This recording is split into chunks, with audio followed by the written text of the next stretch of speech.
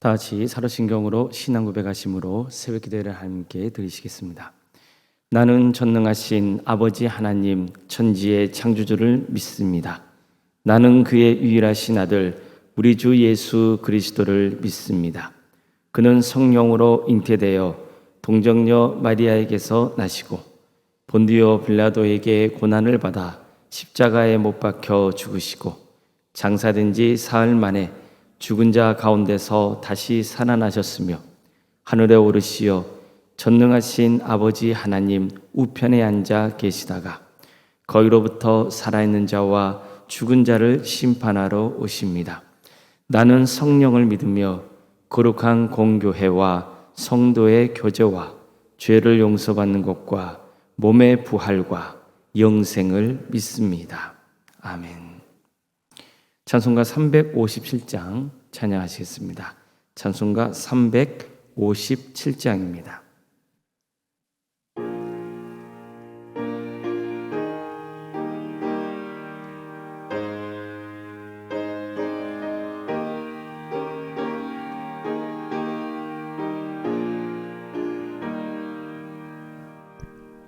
주는 사람이 일어나 다 힘을 합하여 이 세상 모든 마귀를 다쳐서 멸하세. 저 앞에 오는 적군을 다 싸워 이겨라. 주 예수 믿는 힘으로 온 세상 이기네.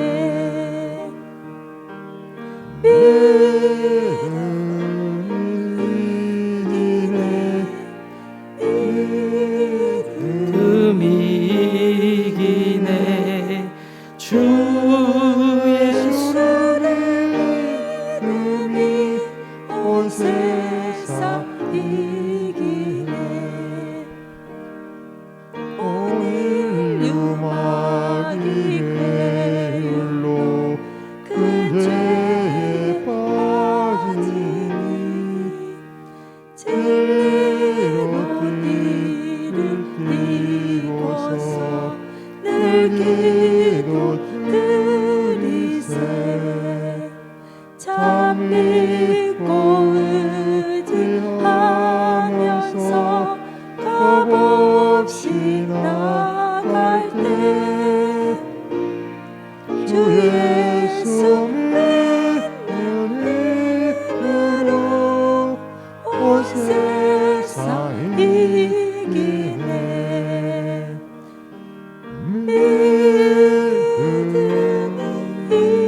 이기네. 믿음이 이기네. 주 예수를 믿음이 온 세상 이기네. 끝까지 이긴 자에게 이옷을 입히고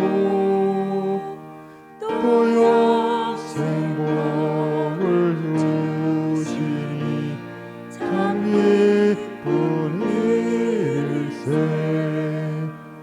이 어두운 세상 지나서 더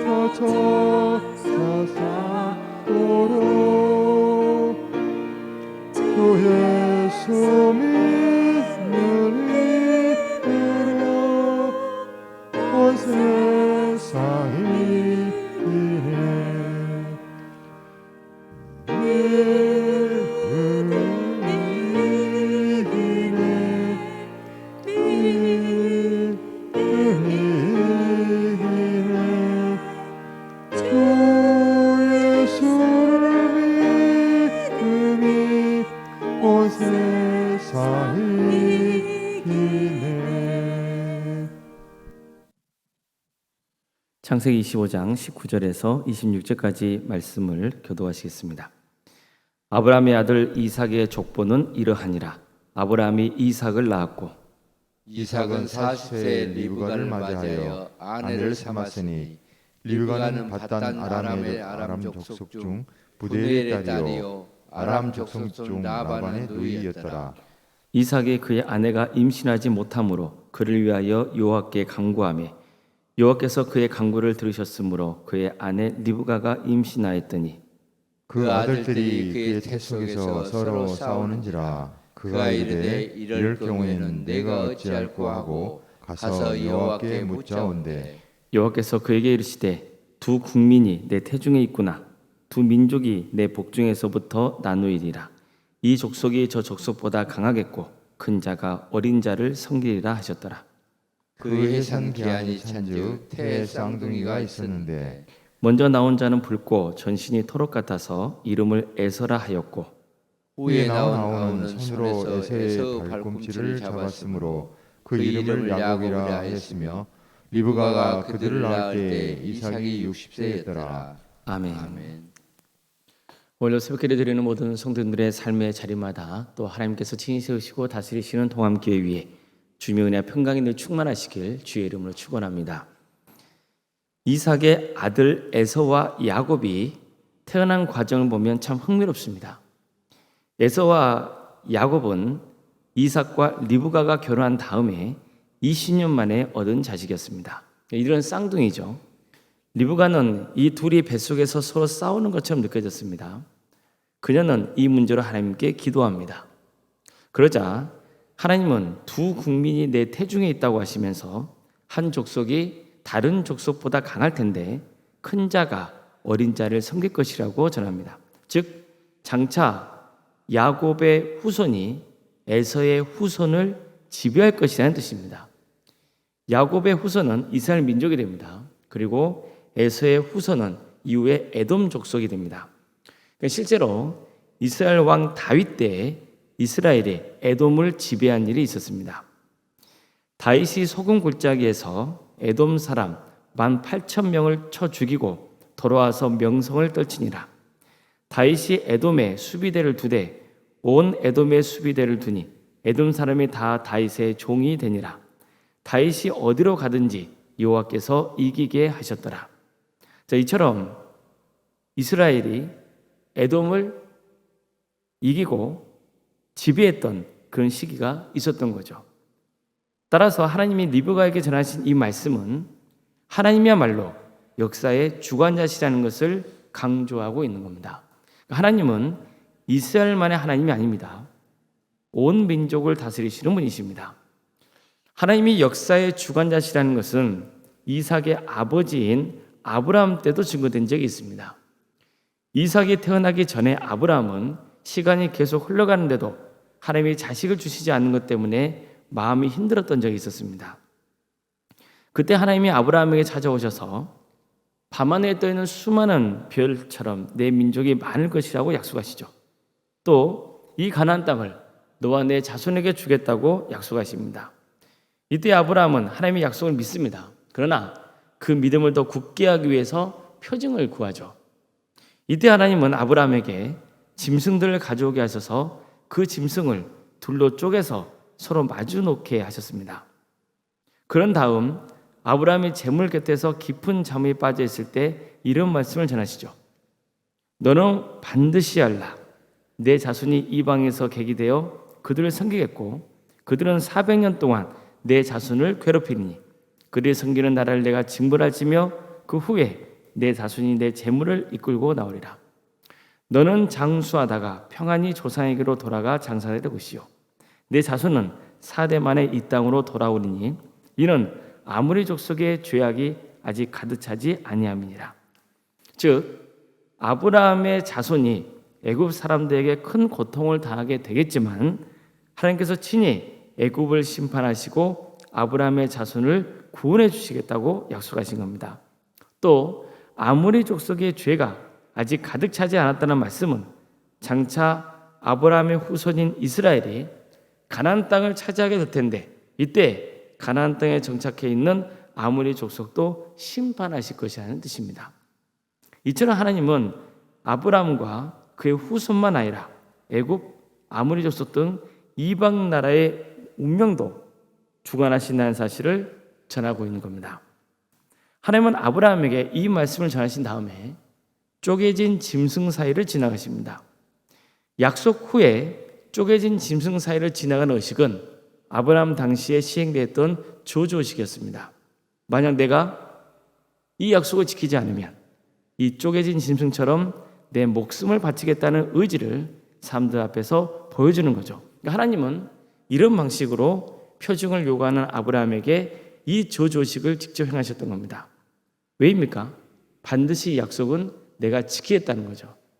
이처럼 창세기는 곳곳에 하나님이 아브라함의 후손만 아니라 여러 이방 민족을 다스리고 주관하신다는 것을 가르쳐주고 있는 겁니다. 이뿐만이 아닙니다. 하나님은 이스라엘만 아니라 여러 민족도 세우셨습니다. 리브가는 뱃속에 있는 두 아이가 서로 싸우고 있는 것 같아서 너무 힘들어했죠. 그래서 그녀의 기도 제목은 왜 두 아기가 뱃속에서 다투고 있느냐는 거였습니다. 그런데 하나님은 리브가의 뱃속에 있는 아기를 통해서 민족을 세우기까지 하겠다, 이렇게 약속하시죠. 즉 이 아기를 통해서 민족을 세우는 큰 그림을 그리고 계셨던 겁니다. 그러니까 이게 하나님과 우리의 질적 차이가 아닐까요? 자, 오히려 보십시오. 오히려 지금 내게 닥친 어려움이나 상황에만 매몰될 때가 있습니다. 내 문제에 집착하죠. 내 가정의 문제에 매달립니다. 그래서 우리의 기도도 보면 주로 내 문제, 내 가정의 문제로 제한되는 경우가 참 많습니다. 물론 우리는 내 문제를 놓고 기도해야 됩니다. 또 내 가정의 문제를 놓고 당연히 기도해야 됩니다.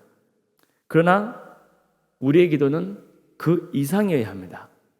우리 기도는 하나님이 행하실 일도 포함되어야 합니다.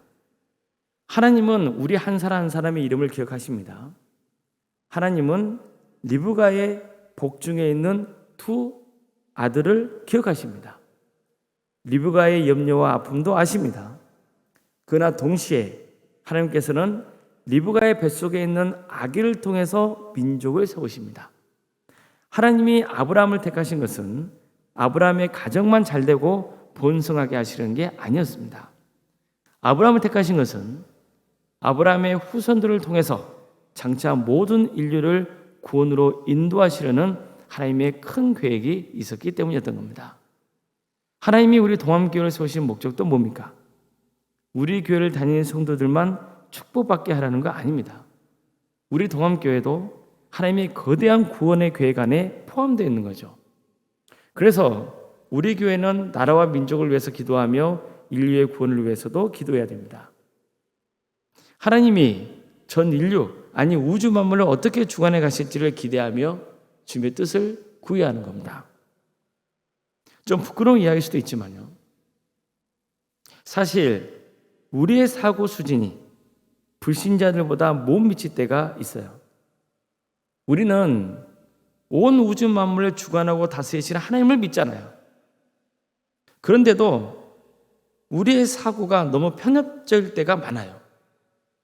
내 개인의 문제에 집착하는 것은 말할 것도 없고, 특정한 이데올로기에 함몰되어 있거나 자신이 신앙생활을 해왔던 그 경험에서 벗어나지 못하는 거예요. 이건 정말 안타까운 일입니다. 내 자신의 문제에서 빠져나오지를 못해요. 내가 이때까지 경험했던 그 사고의 틀에서 벗어나지를 못해요. 세상은 여러 가지 사고 속에서 문화가 앞서가고 그 사고의 틀을 깨가면서 뭔가를 해나가는데, 성도들은 그저 그 배운 신앙 안에서 그대로 머물러 있는 거예요. 우리의 사고와 생각이 자라지를 않아요. 하나님은 성도들과만 일하시지 않습니다. 하나님께서는 불신자들을 통해서도 구원의 역사를 이루어 가십니다. 실제로 나중에 이스라엘 역사를 보면 이 부분이 더욱 두드러져요. 하나님은 이방 나라를 통해서 이스라엘의 죄를 물으시는 경우가 참 많습니다. 불신자들은 하나님을 믿지 않아요. 그래서 자신들이 하나님께 쓰임받고 있다는 건 모르죠. 그렇다고 알려줘도 받아들여야 하지 않습니다. 하지만 그러거나 말거나 하나님은 그들을 통해서 구원의 역사를 이루어 가세요. 그런데 우리는 내 문제에만 빠져 있어요. 자기가 경험한 신앙의 틀 안에 박혀 있어요. 그래서 하나님의 큰 역사를 보지는 못하는 경우가 참 많아요. 우리는 항상 내가 누구를 믿고 있는지를 기억해야 돼요. 우리가 믿고 있는 하나님, 천지 만물을 창조하시고 다스리시는 분이세요. 우리가 꿈꾸는 세상은 세상의 이 나라가 아니라 어마어마하게 거대한 하나님의 나라예요. 거룩하신 하나님이 통치하시고 다스리시는 나라입니다. 우리가 기대하는 것은 하나님의 나라가 온전히 임하는 거예요. 우리는 신앙생활을 하면서 주로 내 문제에 집착하고 힘겨워해요. 물론 하나님은 우리 형편을 돌아보시고 가장 좋은 때에 가장 좋은 곳으로 응답해 주실 거예요. 한 사람 한 사람 그들의 처한 형편과 상황에 따라서 하나님은 함께 주실 겁니다. 그러나 이 모든 게 다 세상을 구원하시려는 거대한 하나님의 섭리 속에 있다는 것을 놓쳐서는 안 되는 거예요. 성숙한 성도는 내 자신의 문제만 아니라 이 땅의 교회, 이 땅의 가정을 염려해요. 하나님의 구원 계획에서 제외될 그 불쌍한 영혼들 때문에 마음 아파하며 그들을 위해서 기도합니다. 그럴 때 우리를 향하신 하나님의 계획과 뜻을 발견하며 그 일에 헌신할 수 있는 거예요. 하나님께서 우리에게 주시는 것은 이런 거예요. 여러분 생각해 보세요. 예수님도 이 땅에 오셔서 이제 공생의 사역을 처음 시작하시잖아요. 그때 선포하신 말씀이 뭐였어요? 가장 먼저 전하셨던 말씀이 뭡니까? 때가 찼고 하나님 나라가 가까웠으니 회개하고 복음을 믿으라는 거였어요. 뭐가 가까이 온다고요? 하나님의 나라가 우리 가운데 임하신다고요. 하나님의 통치가 우리 가운데 임하세요. 천지 만물을 창조하시고 주관하시는 그 하나님께서, 역사의 주인 되시는 하나님께서 모든 인류를 구원하기 위한 거대한 꿈을 우리에게 품게 하시는 거예요. 예수님이 우리에게 보여주신 어마어마하게 큰 비전인 거예요. 그런데 우리는 내 문제에만 집착해요. 우리의 사고의 틀에서 벗어나지 못해요. 리브가와 같아요. 내 뱃속에 있는 아이들이 다투고 있는 거기까지만 바라봐요. 그게 우리의 한계죠. 그러나 우리는 뭘 볼 수 있어야 돼요? 리브가는 자기 뱃속에 있는 아기들이 싸우고 있는 거, 이것이 힘들고 고통스러운 건데 하나님께서는 그 아기를 통해서 무엇을 바라보고 계시는 거예요? 민족을 이루어 가신 것을 바라보고 있는 거예요. 또 그 아기 중에 하나를 통하여서 뭘 이루어 가세요? 하나님의 원대한 구원 역사를 이루어 가신다고요. 우리는 그것까지 볼 수 있어야 돼요. 우리는 사실 볼 수 없어요. 그러나 무엇을 할 수 있어요? 그런 하나님의 크신 역사가 있을 것이라는 것을 기대할 수 있어요. 그 기대하는 마음을 품고 우리는 어떻게 해야 돼요? 우리는 하나님을 더욱더 의지하면서 우리의 사고의 틀을 깨야 돼요. 그러면서 어떻게 하면 하나님의 나라가 이 땅에 임하며 내가 섬기는 우리 교회가 하나님 나라를 위해서 귀하게 쓰임받을 수 있을지를 우리는 기대하고 기도해야 되는 겁니다. 그럴 때 우리는 하나님께 크게 쓰임받는 복된 가정이 될 수 있는 것이고 복된 교회가 될 수 있는 것입니다. 우리 모두가 내 문제에만 빠져있지 말고 오히려 세상 모든 만물을 지으시고 역사를 주관하시는 그 하나님을 바라보고 하나님이 기뻐하시는 삶의 길을 가시기를 주님의 이름으로 축원합니다. 기도하겠습니다. 사랑의 하나님, 원래 우리에게 새로운 날을 주시고 하나님의 은혜 속에 살아갈 수 있도록 힘주셔서 감사드립니다. 이렇게 우리가 하나님의 말씀 앞에 또 하루의 삶을 시작할 수 있도록 그 마음을 허락해 주시니 감사드립니다. 우리가 더욱더 하나님에 대해서 바르게 알고 바르게 믿어서 하나님이 기뻐하시는 삶의 길을 갈 수 있도록 도와주시옵소서. 우리가 믿는 하나님은 전지전능하신 분이시며 세상 모든 만물을 창조하신 창조주 하나님이십니다. 그럼에도 불구하고 우리는 그저 내 문제에 집착하고 그 틀에서 빠져나오지 못하고 항상 다람쥐 쳇바퀴 돌듯이 살아가고 있는 안타까운 모습이 있을 때도 있습니다.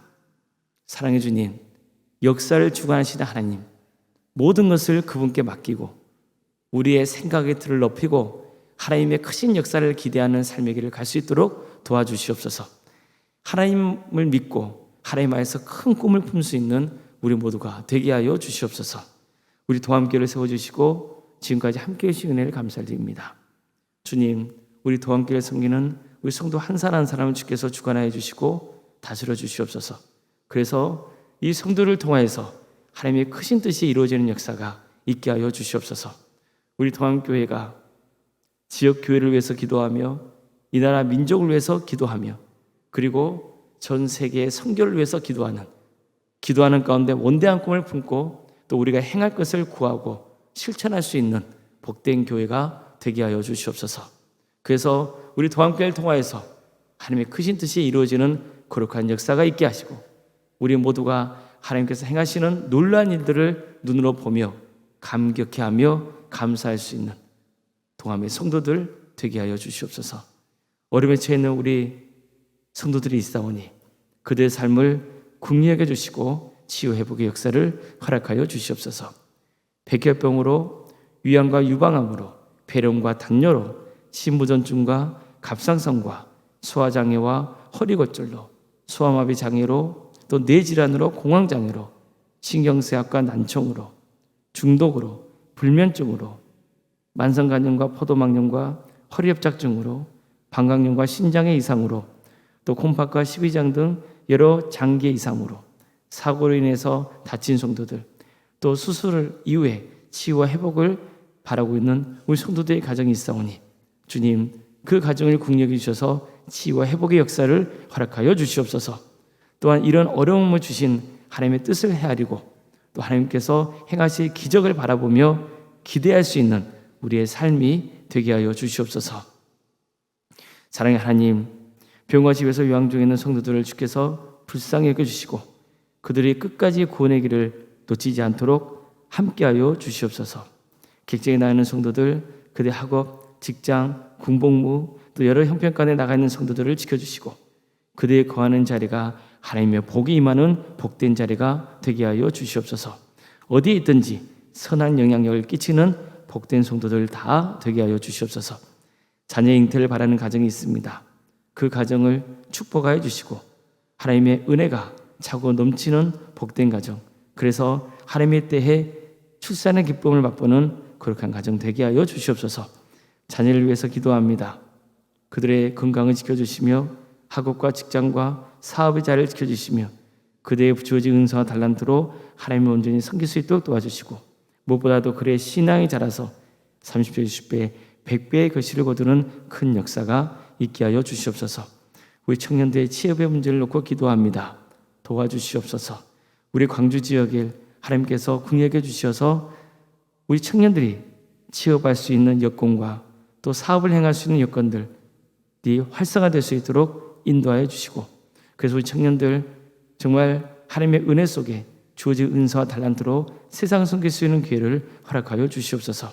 또 결혼의 기회도 허락하여 주셔서 하나님께서 믿음의 가정을 온전히 세워가는 놀라운 축복을 부어주시옵소서. 결혼 앞둔 가정이 있습니다. 그 가정을 복되게 해주시고 하나님의 뜻 안에서 믿음의 명가를 세워가는 복된 가정이 될 수 있도록 도와주시옵소서. 우리 성도들의 사업장을 지켜주십시오.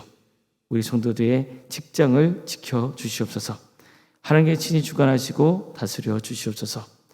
교회 학교와 구역과 자치기관과 또 전도특공대와 동암지원센터와 사랑식당들을 운영토록 인도하시니 감사드립니다. 이 모든 사역이 하나님의 크신 역사가 이루어지는 큰 역사가 있게 하여 주시고 이런 사역들을 통하여서 많은 영혼들이 예수님 믿고 구원받는 역사가 있게 하여 주시옵소서. 주님, 그 대신방에 은혜 중에 마칠 수 있도록 인도하시며 감사드립니다. 우리 성도들 가정마다 하나님의 축복과 은혜가 차고 넘치기를 소망합니다. 어떤 가운데서도 끝까지 구원의 길을 갈 수 있는 귀한 가정 될 수 있도록 도와주시고 또 우리 가족 중에서 예수님을 믿는 그 신앙의 자리에서 멀어져 있는 가족들이 있다면 그들을 공격해 주셔서 다시 한번 믿음의 자리를 회복시켜 주시고 다 함께 예배자에 나와 하나님을 찬양하고 경배하는 복된 역사가 있게 하여 주시옵소서. 올라온생활 사모님 성령 충만케 하여 주시며 평안의 축복을 보여주시고 믿음의 명가를 세워가는 복된 가문 되게 하여 주시옵소서. 우리 교회 귀한 직분자를 허락하신 것 감사드립니다. 장로님과 안수 이사님과 또 권생과 집사님 교육자 모두에게 성령 충만케 하여 주시고 주어진 직분을 능력있게 잘 감당하되 언제나 가장 낮은 자리에서 섬길 수 있도록 도와주시옵소서. 사람의 칭찬을 기대하지 않게 하시고 오직 하나님의 칭찬을 기대하는 직분자의 길을 가게 하여 주시옵소서. 주님, 우리 교회에서 드리는 모든 예배가 성령 충만한 예배가 될 수 있도록 도와주시고 많은 성도들이 모여서 하나님 예배케 하는 귀한 역사가 있게 하여 주시옵소서. 우리 광주 지역에 영적 대각성운동이 일어나서 많은 영혼이 회개하고 주님께로 돌아오는 역사가 있게 하여 주시옵소서. 하나님, 이 땅에 세워지는 수많은 교회들 빛과 소금의 사명을 언제 잘 감당할 수 있도록 주여 역사하여 주시옵소서. 이 나라의 하나님의 공의와 정의가 바로 세워지게 하시고 억압받고 있는 북한 동포들 하루스키 해방과 자의 기쁨을 맛보게 해 주시옵소서. 주님, 세계적으로 어려움에 처해 있는 나라들이 많이 있습니다. 전쟁 때문에 또 자연재해 때문에 여러 폭정과 폭압으로 고통받고 있는 우리 이웃들이 있사오니 주님께서 그들을 긍휼히 여겨 주시옵소서. 악한 권세자들은 반드시 심판하여 주셔서 하나님의 선하신 역사가 이 땅에 이루어지는 귀한 일이 있게 하여 주시고 또 여러 지역에 흩어져서 선교의 사명을 감당하고 있는 선교사들 그들의 가정과 또 사회자를 지켜주셔서 능력 있게 주어진 일들을 잘 감당할 수 있도록 인도하여 주시옵소서. 오늘 수요 밤 예배로 드리게 됩니다. 많은 성도들이 모여서 하나님을 예배하는 역사가 있게 하여 주시옵소서. 모든 것을 주님께 의지하오며 살아계신 예수님의 이름으로 기도드리옵나이다. 아멘. 하늘에 계신 우리 아버지의 이름을 거룩하게 하시며 아버지의 나라가 오게 하시며 아버지의 뜻이 하늘에서와 같이 땅에서도 이루어지게 하소서. 오늘 우리에게 일용할 양식을 주시고 우리가 우리에게 잘못한 사람을 용서하여 준 것 같이 우리 죄를 용서하여 주시고 우리를 시험에 빠지지 않게 하시고 악에서 구하소서. 나라와 권능과 영광이 영원히 아버지의 것입니다. 아멘. 각자 기도하시겠습니다.